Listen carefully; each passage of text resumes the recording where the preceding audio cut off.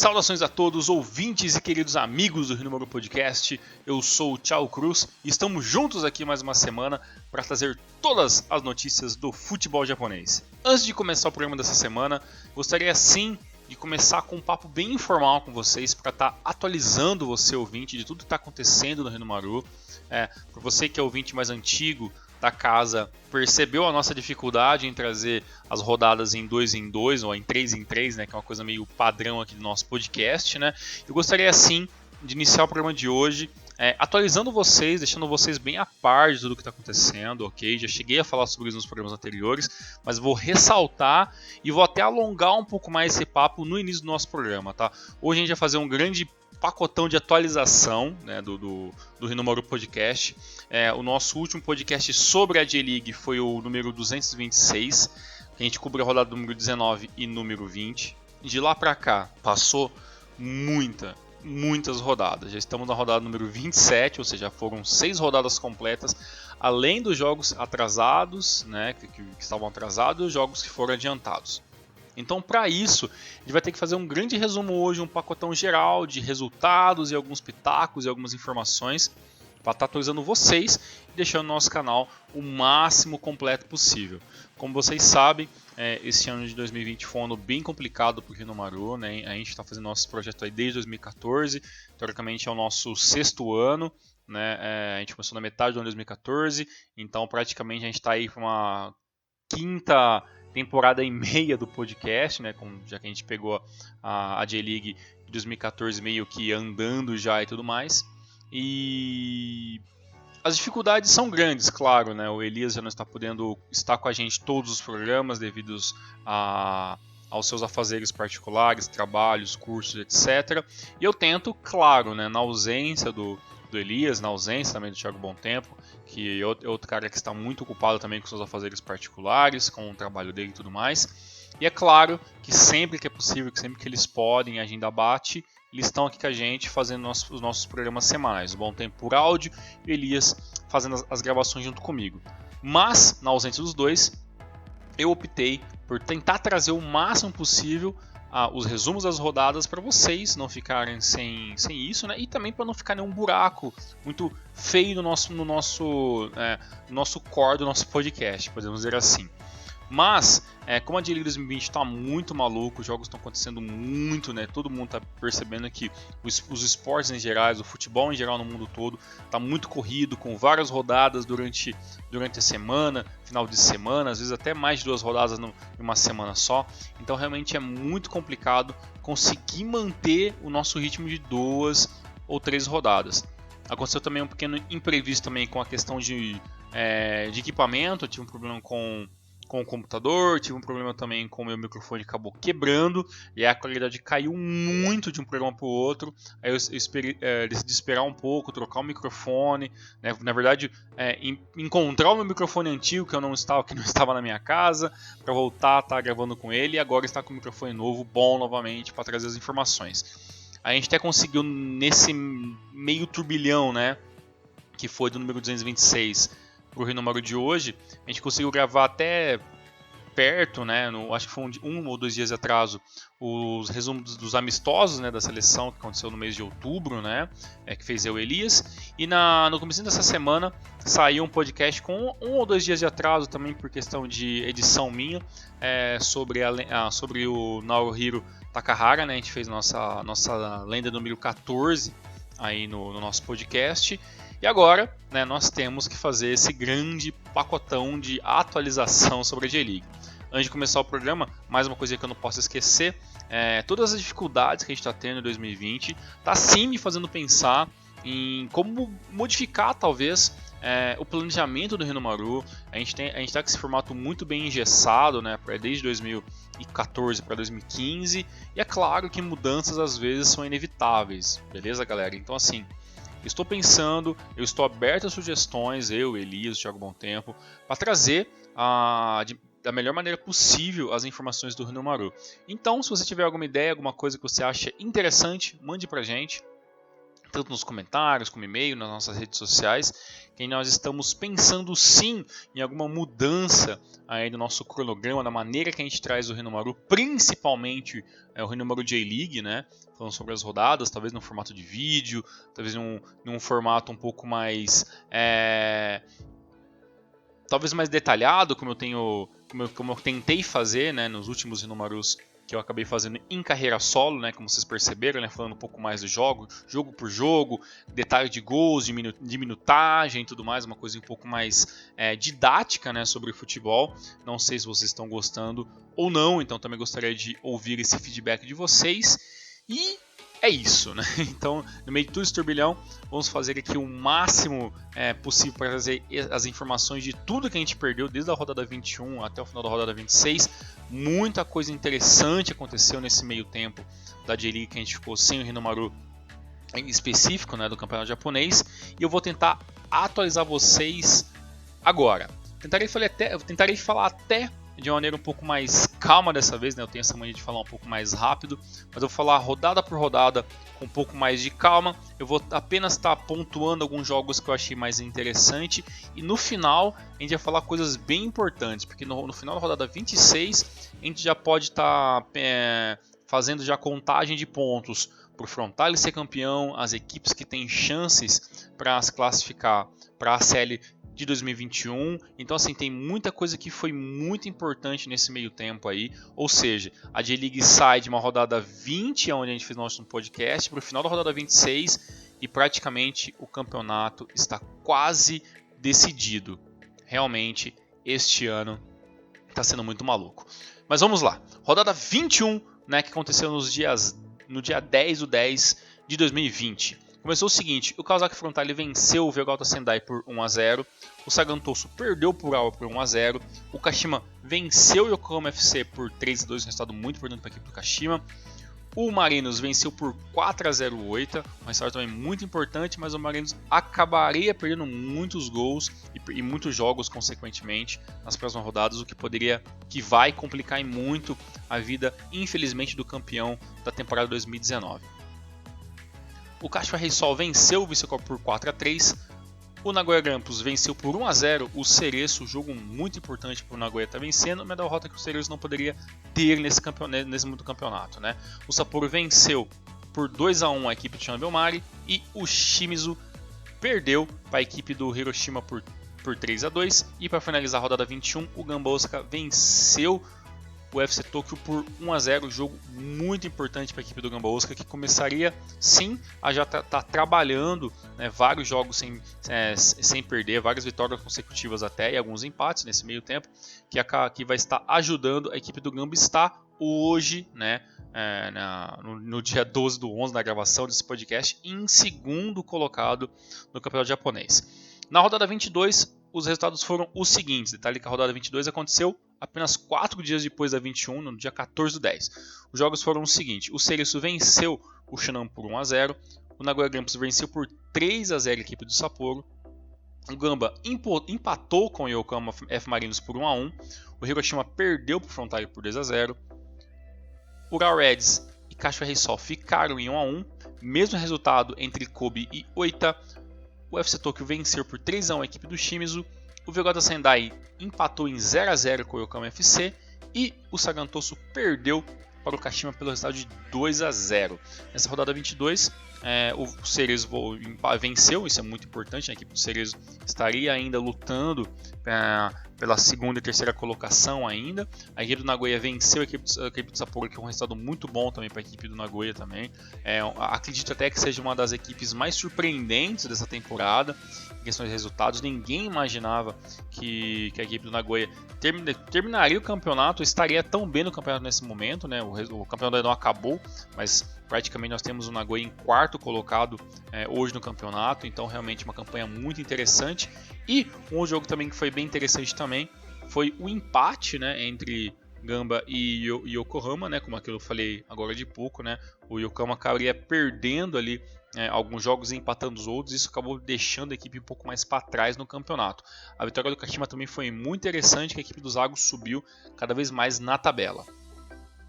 A rodada 23 aconteceu no dia 17 e 18/10. Os resultados foram o seguinte: o líder Frontale venceu por 3-0 no Nagoya Grampus, né? Digamos que quase um adversário direto pelo título, né? Mas o Nagoya estava realmente bem abaixo da equipe do Frontale. O Hiroshima venceu e ficou por 2-1. O Urawa Reds aplicou 6-0 no Vegota Sendai, mais aí uma goleada que acontece na temporada 2020. O Shinobambari venceu por 3-2 a equipe do Cachorro Reysol, resultado interessantíssimo, né, e surpreendente, né, até porque a equipe Shinobambari está lá embaixo, né, da tabela do campeonato, né, e a equipe do Cachorro Reysol estava assim mediante ali no campeonato, mas também é uma equipe que diferente, né, como eu acabei de falar, da equipe do Nagoya, que é surpreendente. A gente esperava um pouquinho mais, né, da equipe do Cachorro Reysol. Teve bons momentos interessantes, mas acabou caindo um pouquinho de qualidade devido, claro, à maratona de jogos. A equipe do Gamba foi visitar a equipe do Oita e acabou vencendo por 1-0. O Shimizu ficou no empate em 1-1 com o Sagantoso. O Yokohama FC venceu o FC Tokyo por 1-0. Esse jogo foi muito importante para a equipe do Yokohama FC, né, e muito ruim, né, para a equipe aí da equipe de Tóquio, né, que perder para uma equipe que está lá na parte de baixo da tabela do campeonato. Nesse momento o Yokohama estava em 15º, né, se eu não me engano. Então essa vitória foi muito importante e muito ruim, né, para o FC Tóquio, que viu cada vez mais o Gamba, o Cereço, subindo no campeonato, ele caindo, né, nesse momento. O Sapporo venceu a equipe do Kashima por 1-0 e a equipe do Cereço atropelou a equipe do Campo Marinos por 4-1, resultado muito importante para a equipe do Cereço. Entre a rodada 23 e a rodada 24, a gente teve alguns jogos atrasados, alguns jogos foram adiantados, né? Da rodada 13 lá atrás, né, faltou o jogo entre Shonan e Sagantoso, né? O jogo acabou em 0-0. E da rodada 33 foram adiantados Marinos e Nagoya Grampus, o jogo acabou em 2-1 para a equipe do Marinos. E o Viseu Kobe perdeu para a equipe do Kashima por 3-1.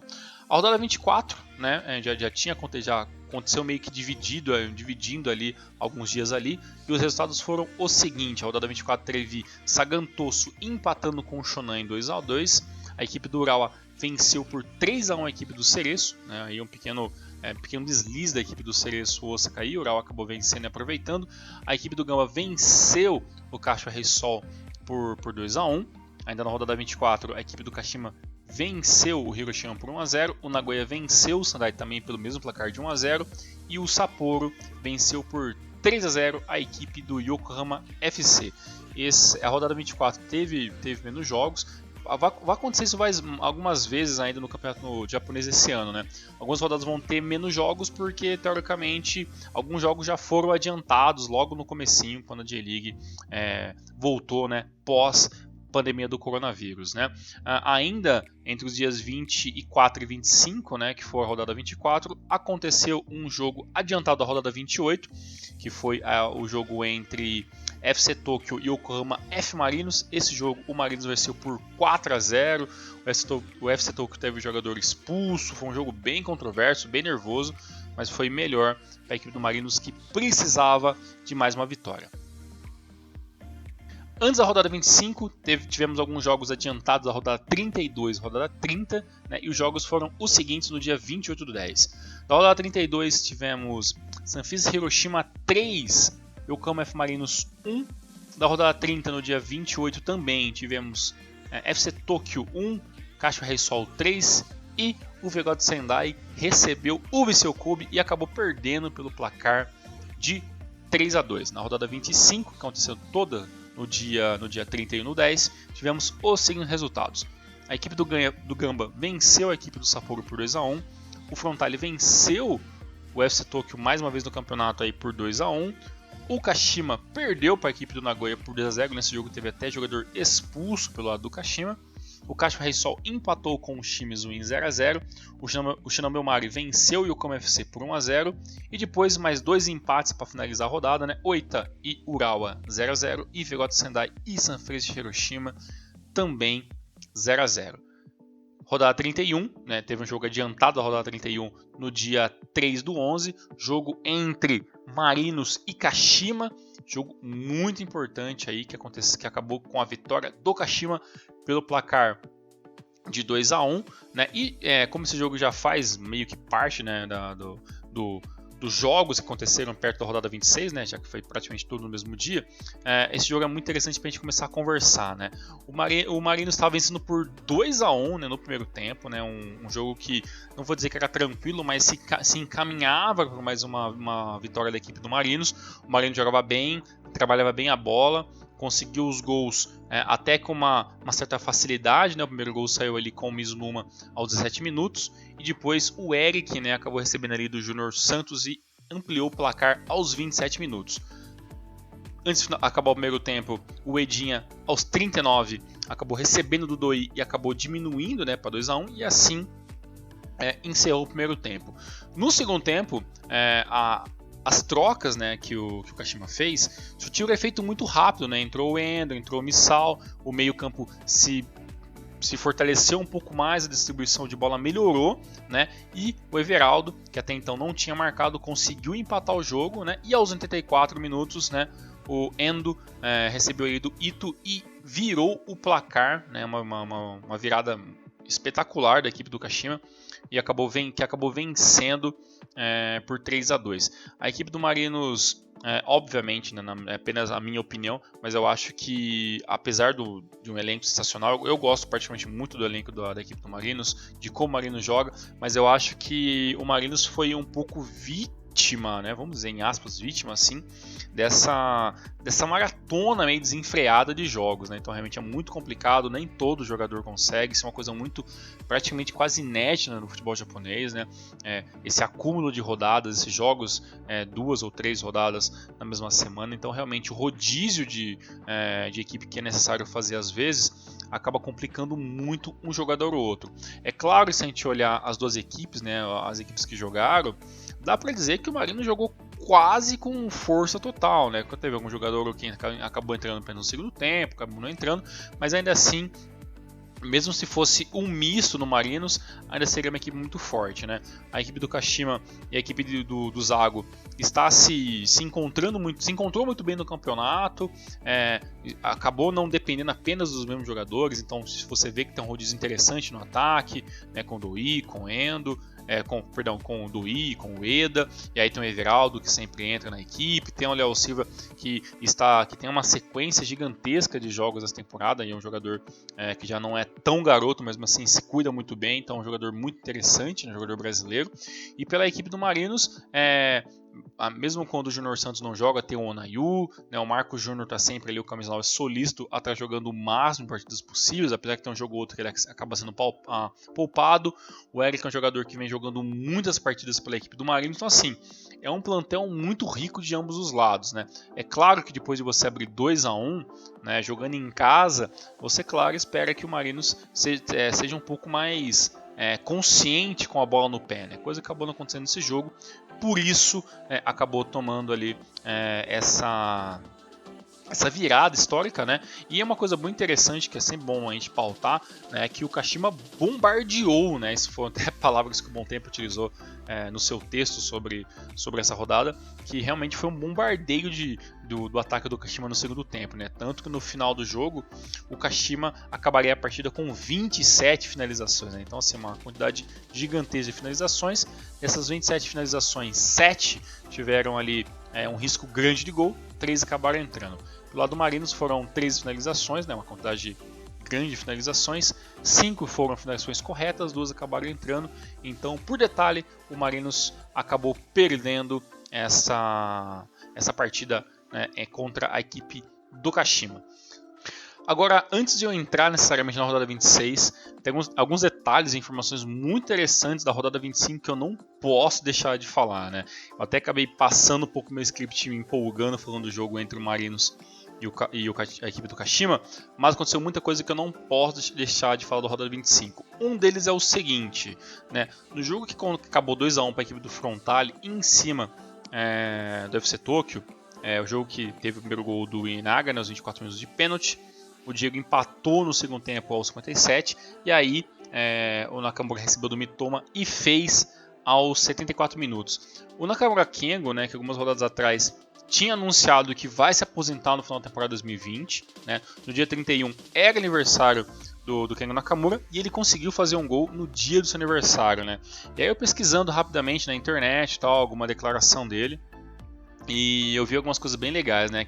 Em aspas, né, mais ou menos ele falando assim que ele esperava que ele conseguiria fazer o gol, né, de aniversário dele, que é uma coisa que ele já vinha buscando há muito tempo, né, vários anos tentando fazer um gol perto do seu aniversário, e que ele se sente muito feliz, né, em estar fazendo 40 anos, estar jogando em alto nível. E uma coisa que ele fala bem legal nessa declaração dele pós-jogo, que ele diz que para ele a idade é só um número, né? Que ele talvez não imaginava que ele estaria com 40 anos jogando tão bem, mas que isso mostra que talvez a idade seja só um número, né? Que o que importa mesmo é quanto você se dedica ao esporte, se você está bem com o seu físico e se você está conseguindo entregar dentro de campo, né? Então, eu achei bem legal. Claro que ele não falou exatamente com essas palavras, mas assim, um resumo meu particular disso que ele falou, desse grande geral que ele falou. Então achei bem interessante a postura do Kengo Nakamura. É uma pena que ele vai, né, deixar a J-League no final da temporada 2020, mas assim, uma carreira brilhante, o jogador mais importante da história, né, o grande ícone, né, da história do Kawasaki Frontale, e realmente tá na história, né, o grande Kengo Nakamura. Então muito legal, e no dia 31, dia do seu aniversário, ele ter feito um gol. Agora, uma coisa não tão legal, né, para estar conversando, mas ainda assim necessário, né, que é o seguinte: após o jogo do Cacho Reysol e do Chinos, né, acabou 0-0, né, um ou dois dias depois, o Nelsinho Batista acabou sendo diagnosticado, né, ficando meio mal, febre e tudo mais, e foi diagnosticado com Covid-19, né, tanto ele como um dos staffs da equipe, né, que também posteriormente foi confirmado como a doença.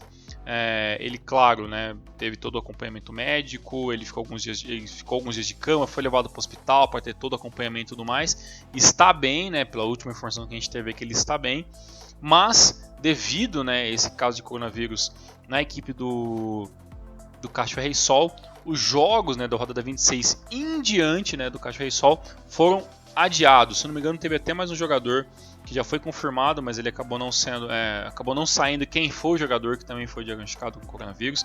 Então, o treinador, alguém da comissão técnica, mais um jogador está confirmado com coronavírus, e a equipe do Cacho Reysol, além, né, de jogar a J-League, também faria a final do campeonato, né? No dia 7 estaria confirmado a final da Luvan Cup, né, entre Cacho Reysol e FC Tóquio, né? E claro, posteriormente, depois disso aí tudo aí, o jogo da final da Luvan Cup foi adiado, né? Então a gente pode ser que aconteça o jogo daqui 10, 15, 20 dias, dependendo aí da recuperação, e claro, de não ter, né, mais nenhum outro caso de coronavírus na equipe, né? Obviamente todo mundo vai ficar em cima da fiscalização disso aí.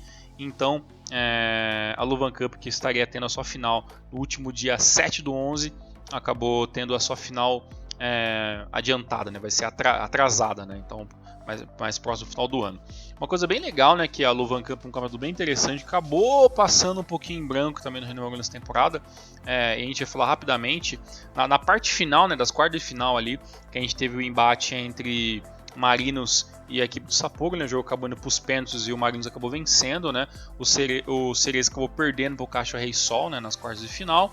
O Viscobi perdeu por 6-0 do Frontale, e o FC Tóquio venceu por 3-0 a equipe do Nagoya Grampus. Na semifinal, a equipe do Marinos perdeu para o Cacho Reysol por 1-0 e o FC Tóquio venceu o mistão do Frontale por 2-0, né? Aí a final, obviamente, um jogo único, né, entre Cacho Reysol e FC Tóquio, então o jogo vai ser remarcado em uma data posterior aí. Então a gente espera que dê tudo certo, que os infectados se cuidem, né, que melhorem logo, e que os casos acabem não passando para outras pessoas, o que poderia ser aí um grande problema nessa reta final do campeonato japonês. Bem, esses foram as erratas, né, que eu não poderia deixar de fazer, né? E agora vamos falar sobre a rodada 26, que que teve alguns jogos a menos, né? Obviamente do Reysol, que foi adiado, e algum outro joguinho que já tinha acontecido.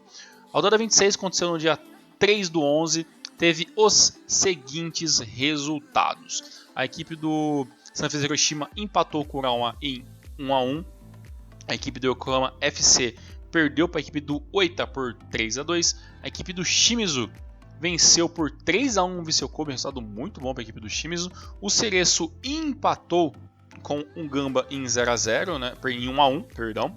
Um jogo muito interessante, né? O derby de Osaka aí, que as duas equipes estavam, claro, visando a parte da tabela, né?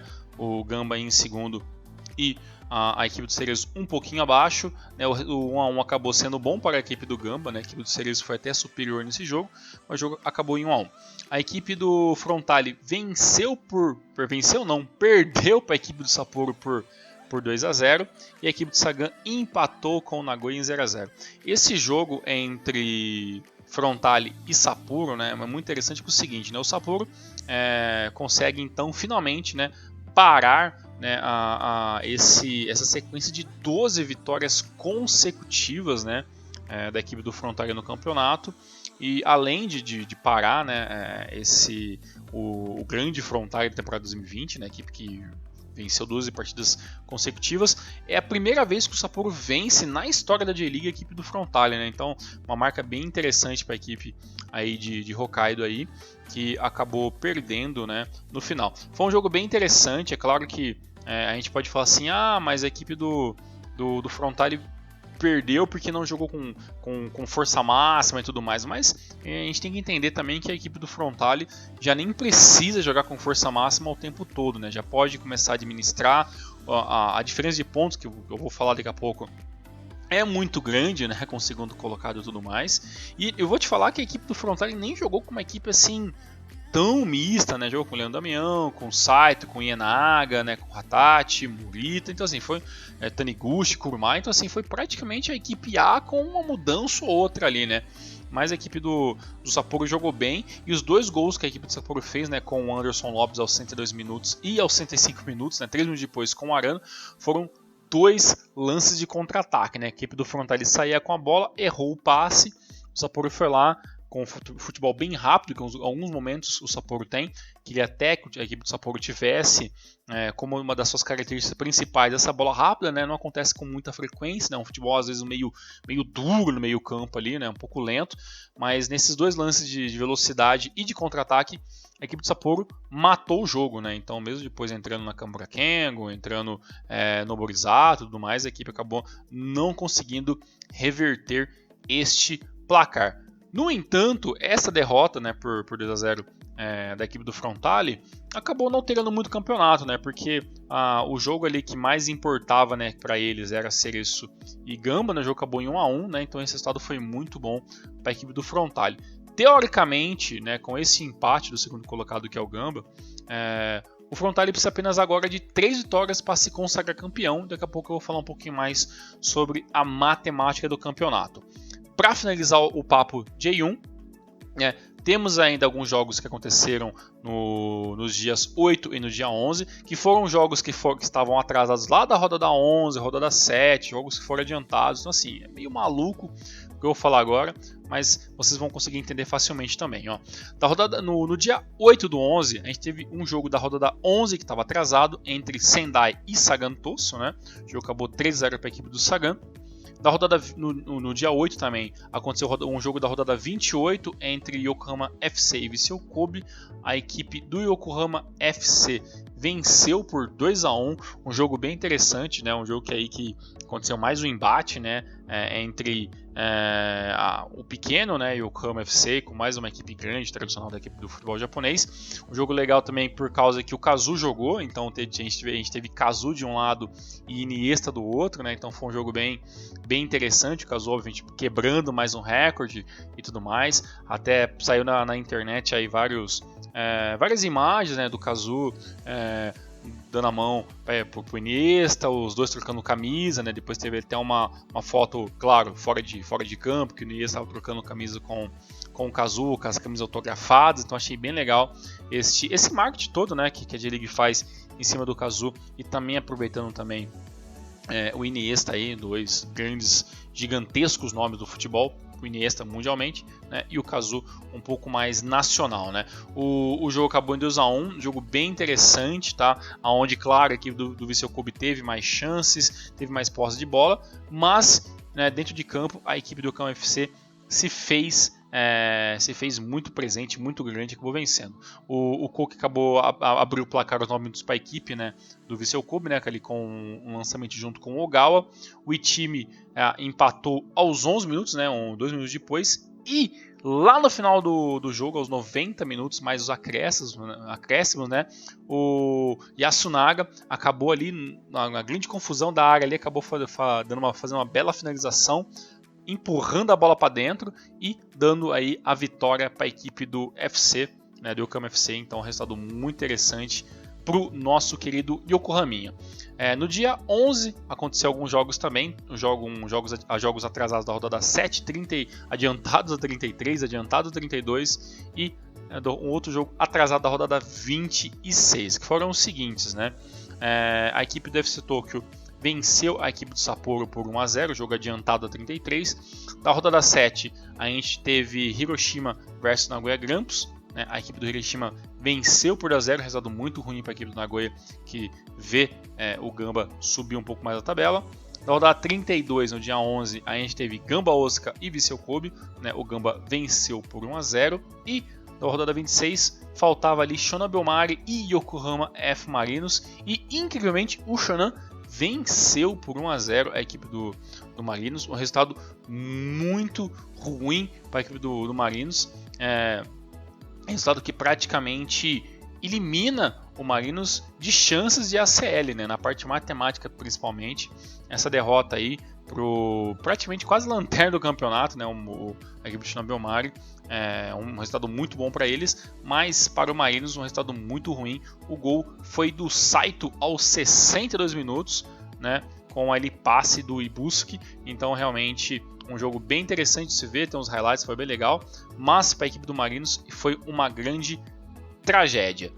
Antes de trazer a classificação, né, vamos apenas falar aí um pouquinho sobre a matemática, né, para as equipes que ainda sonham, né, em disputar a ACL, né, as duas vaguinhas, né, sobrando, né, já que o Frontale praticamente está disparado no campeonato, mas ali como os 3 primeiros colocados têm a vaga direta, mais o campeão da Copa do Imperador, que a gente não conheceu ainda, né, mas até o 10º colocado a gente pode dizer que todo mundo tem ainda chances de se classificar para a ACL, mas tem muitas equipes que não estão na mesma rodada, né? Então, por exemplo, né, a equipe do Frontale tem 26 jogos, mas a equipe do Gamba tem 27, a equipe do FC Tokyo já tem 30 jogos jogados. Então, assim, cada equipe está em uma rodada meio que diferente por causa desses jogos adiantados, atrasados, que aconteceu durante todo esse meio tempo aí. Então, o que eu fiz aqui? Eu anotei em um papelzinho aqui a situação e até quantos pontos cada equipe consegue chegar, né? Então, por exemplo, né, como eu falei sobre o título, né, primeiramente, né, a equipe do Frontale nesse momento tem 68 pontos, né, e a equipe do Gamba, que é o segundo colocado, tem 55. A diferença é o seguinte, né, além da pontuação muito maior que a equipe do Frontale tem, a equipe do Frontale tem 8 jogos e a equipe do Gamba tem apenas 7, né, para jogar ainda. O que acontece? O Frontale precisa desses próximos 8 jogos vencer no máximo 3 deles. Isso pensando se o Gamba vencer todos os jogos que ainda faltam, né? No caso, o Gamba Osaka, né, ele pode chegar apenas até 76 pontos, né, se ele vencer as suas próximas vencer as 7 rodadas consecutivas, né? E para chegar a um número parecido com isso, a equipe do Frontale precisa vencer apenas 3 jogos. Então, assim, se o Gamba empatar ou perder alguma coisa nessas próximas rodadas, o campeonato já vai estar liquidado. Se a equipe do Frontale vencer mais 3 jogos, ele vai chegar a mais de 76 pontos e aí não vai ter mais o que fazer. Tá? Então essa é a matemática muito simples para a gente decidir aí quem vai ser o campeão. É claro, né, que para o Gamba vencer o campeonato, né, ele teria, claro, que vencer todos os jogos, né, chegar a esse número mágico, né, de 76 pontos e torcer pro Frontale, sei lá, empatar 4 jogos, perder 2 pelo menos. Assim, é uma matemática bem complicada, sendo que se o Frontale continuar empatando e vencer 2 jogos já é o suficiente, né? Então, tirar o título do Frontale acho muito difícil, mas matematicamente isso ainda é possível, né? Agora a vaga de ACL, que eu acho um pouco mais prático, né? Até porque o terceiro, quarto colocado, dificilmente acredito que alguém vai estar imaginando que pode bater de frente com o Frontale a essa altura do campeonato, né? Mas é o seguinte, em questão de ACL, né? Que é uma coisa um pouco mais palpável, como é que funciona? Eu vou começar lá do 10º colocado, falando que nesse momento é o Caixa Rei Sol, e eu vou falando basicamente até qual é a pontuação máxima que cada time pode chegar, né? Então assim, o Rei Sol está em 10º, tem 41 pontos, pode chegar até 65, então tem ainda praticamente chances matemáticas de chegar até as vagas da CL. O Ural Reds, que é o 9º, tem 42 pontos e pode chegar até 63 pontos, né? O Sanfrecce Hiroshima está em 8º colocado, tem 42 pontos e pode chegar até 63 pontos. O Marinos, que é o 7º, é um pouco mais complicado. Por quê? O Marinos nesse momento ele tem 44 pontos, mas o Marinos já tem 31 jogos rodados, né, jogados pelo campeonato. Ou seja, o Marinos tem apenas mais 3 jogos no campeonato. Ele só pode chegar até 53 pontos se vencer os 3 jogos. Ou seja, o Marinos em 7º está matematicamente, né, fora da luta pela Série 2021, né? Porque teoricamente 53 pontos se o FC Tokyo tem 50 pontos, né, e tem 30 jogos faltando 4, o FC Tokyo pode fazer mais que só o FC Tokyo pode fazer mais pontos que a equipe do Marinos. Ou seja, o Marinos matematicamente está eliminado da corrida, né, pela série do próximo ano, infelizmente. Mas ainda joga a série esse ano, então o Marinos ainda pode ganhar algumas coisas, mas infelizmente no 2021 não teremos Marinos na CL. O Kashima Antlers, né, que é o 6º colocado, tem 48 pontos e pode chegar até 66 pontos, porque o Kashima tem 28 jogos apenas jogados, não tem muitos jogos para jogar, né, são 6 jogos ainda, então pode subir muito na tabela. A equipe do Cereço tem 49 pontos, tem 26 jogos, faltam 8 jogos ainda, e pode chegar até 73 pontos. Então, ou seja, a equipe do Cereço é a única equipe que pode rivalizar em pontos máximos, né, lá com o Gamba, né, que pode chegar até 76. O Nagoya Grampus é o 4º colocado, tem 49 pontos e pode chegar até 67. Né? A equipe do Nagoya já tem 28 jogos rodados, né? Vai jogar apenas mais 6. Né? E o 3º colocado, né? Que é a equipe do UFC Tokyo, né? Tem 50 pontos no momento e pode chegar até 63 pontos, né? Já que a equipe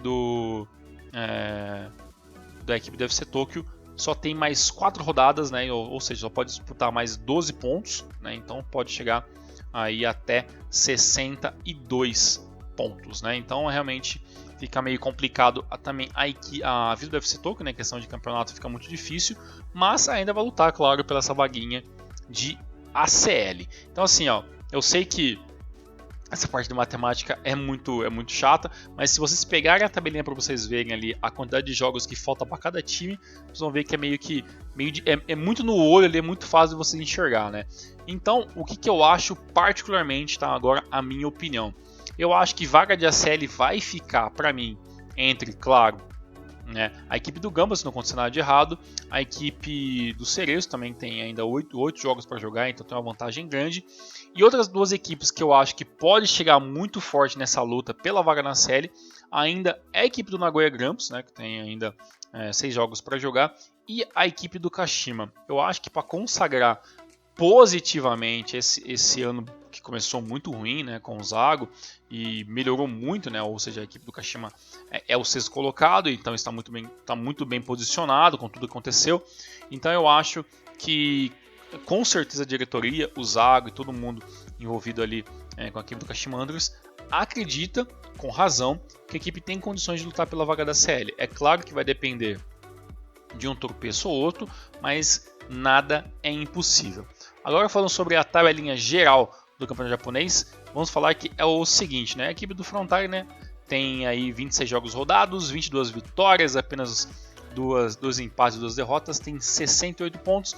O Gamba vem em segundo com 55, depois vem toda a pontuação que eu falei para vocês, né, até o 10º colocado, que é o Rei Sol, que tem 41 pontos. Né. Em 11º vem o Vissel Kobe com 36, em 12º o Oita com 33 pontos, em 13º o Sapporo tem 30, em 14º o Yokohama, né, o Yokohama FC com 27 pontos, em 15º o Sagan Tosu, né, 25 pontos, aí tá muito tempo sem perder, então uma campanha bem digna, né, da equipe do Sagan por tudo aquilo que passou. Claro que a campanha não é maravilhosa, mas já está um bom tempo sem perder, vários empates consecutivos, uma vitória na última rodada, então a equipe do Sagan está fazendo tudo aquilo que o seu material humano permite. Em 16º a equipe do Shonan Bellmare, né, que já chegou a ser o último colocado, agora está um pouquinho melhor. Em 17º está a equipe do Shimizu com 17 pontos. E em 18º a equipe do Vigoto Sendai é lanterninha com apenas 14 pontos, mas esse ano, como todo mundo sabe, a J-League não tem rebaixamento. Os artilheiros da temporada até esse momento está sendo ainda, claro, ele, Olunga, né, da equipe do Rei Sol, com 23 gols, seguindo do Everaldo, da equipe do Kashima, com 14 pontos, e do Eric, do Yokohama, com 13 gols. 13, eu falei pontos, né, eu acho, contra o Everaldo, né, mas no caso é gols, vocês entenderam.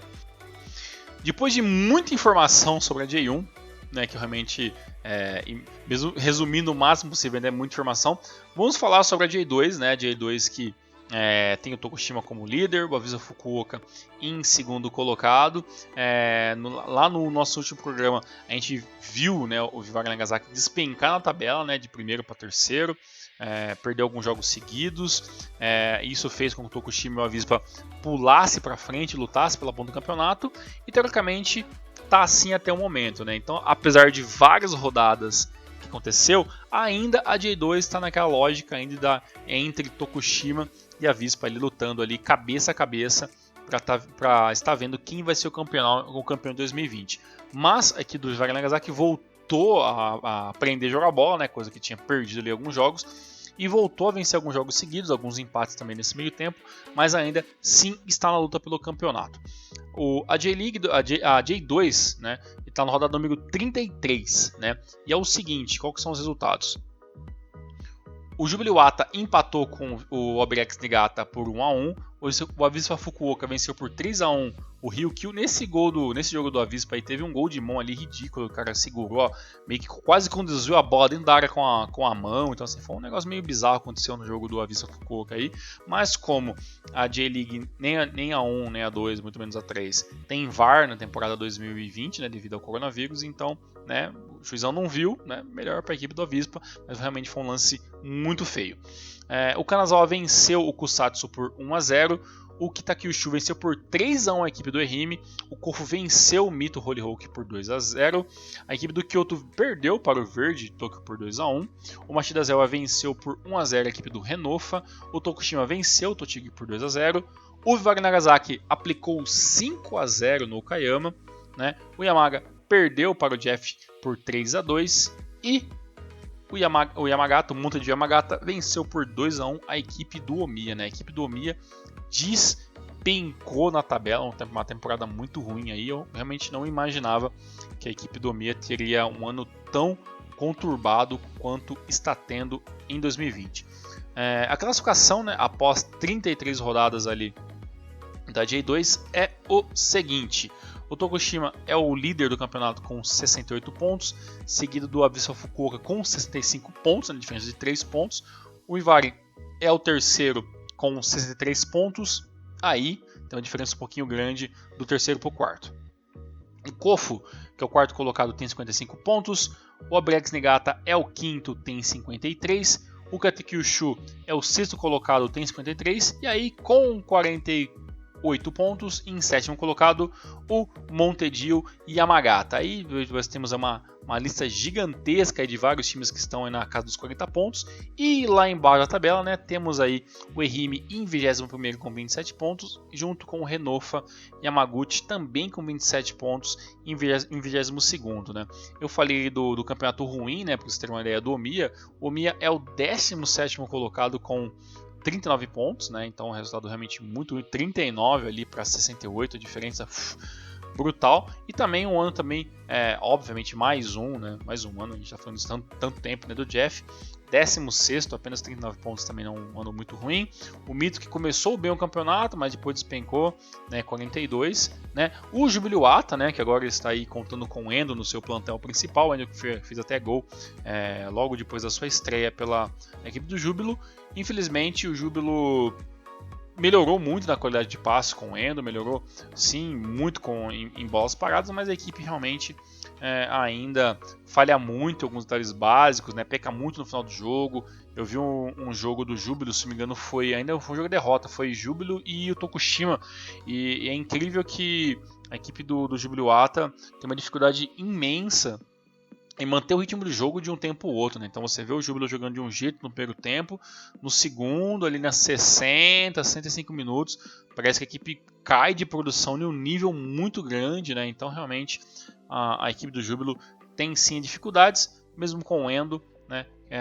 Que melhorou, né? Não dá para dizer que piorou a equipe do Júbilo, mas ainda muito longe, né, de querer disputar vaga para subir novamente. Mas em nono colocado, com 46 pontos, eu até esperava um pouco menos da equipe do Júbilo, então claro, pode chegar a subir um pouco mais, mas infelizmente o Júbilo não vai subir para a J-League na temporada 2020, vai ficar para a próxima temporada, talvez. Outra liga bem interessante, né, que a gente sempre fala aqui, é a J3, né, a J3 que também teve mudanças significativas, né? Ainda temos o Blobits ainda como líder do campeonato, uma diferença brutal, né, de 16 pontos para o segundo colocado, mas, né, a gente teve ali algumas mudanças, né, na tabela que, se o Elias estivesse aqui, eu iria tirar muito o sarro dele, que nesse momento o Nagano Parceiro é o segundo colocado. Na última rodada da J3, né, rodada número 26, os resultados foram os seguintes. O Cereço Sub-23 perdeu para o Azul Claro por 2-0. A equipe do Gamba Osaka Sub-23 empatou com o Kamata Maré por 1-1. O Gifu empatou com o Toyama em 0-0, mesmo resultado entre Nagano Parceiro e Blobits, né? Então ali o líder e segundo colocado acabou ficando em 0-0, melhor para o Blobits aqui, tá, obviamente. O Fujieda empatou também em 0-0 com o Kamabari e também em 0-0 acabou o Fukushima United versus Sagamihara. O Gura Morioka empatou em 1-1 com o Van Hauger Hotnori. O Gainari Totori venceu por 4-1 o Yokohama, né? E o Kagoshima United venceu por 4-1 a equipe do Roaço Kumamoto, né? No começo do ano a gente até chegou a falar, poxa, talvez o Kumamoto possa estar surpreendendo, né, e voltando para a D2 rapidamente, né, e tudo mais. Tinha equipe para isso, mas no final das contas, vendo agora a classificação geral, né, depois de 26 jogos, a diferença do Roaço Kumamoto para o líder, né, é muito grande, né? Então talvez seja ainda um pouco difícil. Claro que dá para o Roaço Kumamoto subir ainda em segundo colocado, tá tudo muito em aberto, mas lutar pelo título já fica um pouquinho mais complicado, né? O Blobits aqui é o líder do campeonato com 62 pontos, né, seguido do Nagano Parceiro com 46, mesma pontuação do Roaço Kumamoto, né, que é o terceiro colocado, e o Sagamihara vem logo em quarto com 45 pontos. Em quinto colocado está o GIF com 43, o Gainari Tori parece em sexto com 41 pontos, e o Kagoshima United é o sétimo com 40 pontos, mesmo número de pontuação do oitavo colocado, o Imabari, né, que aí é um dos caçulinhas aí, fazendo uma estreia muito digna com essa oitava colocação. Vou falar apenas até os oitavos, até o oitavo colocado, que eu acho que são o máximo ali que a gente pode estar esperando de alguma mudança, né? Mas só para ficar completo, né? Lá na parte de baixo, né, da J3, né, temos o Yokohaminha em 17º, né, com 22 pontos, e o último colocado, em 18º, a equipe do Cereço Sub-23 com apenas 19 pontos, né? E o Kamata Maré é o 16º com 24. Nessa parte de cima da tabela, né, até porque a J3 não tem rebaixamento, né, nunca teve, né, obviamente não é esse ano que vai ter. Na parte de cima da tabela, eu acredito que o Blobits, obviamente, também já vai estar fazendo as suas contas para ser o campeão. Né, eu vou até trazer para o próximo Hinomaru essa contagem um pouco melhor, né, essa matemática da J2 e da J3. E essa segunda colocação, na minha humilde opinião, vai ficar entre o Nagano, o Roaço e talvez o Sagamihara, né? O Sagamihara eu ainda acho que estão um degrau um pouco atrás, né? Eu acho que mesmo que o embate final vai ser entre Nagano Parceiro e Ross Kawamoto, sinceramente era para o Ross Kawamoto estar com até uma certa vantagem, né, dos terceiros e quartos colocados, na minha opinião. Tinha equipe para isso, teve um começo de campeonato interessante, uma equipe que faz muitos gols, né, mas, né, também a mesma quantidade que faz gols toma muito, né, então o Ross tem 43 gols feitos, mas também tomou 33, né? Não é a pior defesa, mas também está longe de ser a melhor defesa, né? A melhor defesa, para você ter uma noção, é do próprio Blob de Zakita, né? Que tem 46 gols feitos e apenas 8 gols tomados, né? Então assim, a diferença é muito grande. Acredito, sim, né, que a equipe do Nagano melhorou bastante o campeonato e vai depender um pouco dela, né? Mas eu ainda acho que na questão da camisa, talvez acabe pesando um pouco mais aí pelo lado do Ross Kawamoto, mas se der parceiro Nagano, eu vou achar muito legal. E é isso, galera. Sobrevivemos a esse pacotão de informações aí, praticamente um mês de campeonato japonês, resumidos em um pouco mais de 50 minutos. Espero que tenha ficado bom e de entendimento de todos. Lembrando vocês apenas que a rodada 27 da J-League acontece já nesse final de semana, no dia 14 do 11, e teremos jogos às 2, 3, 4, 5 e 7 horas da manhã. Procure seu jogo favorito e nos vemos na próxima semana. Um forte abraço, fiquem com Deus e até semana que vem.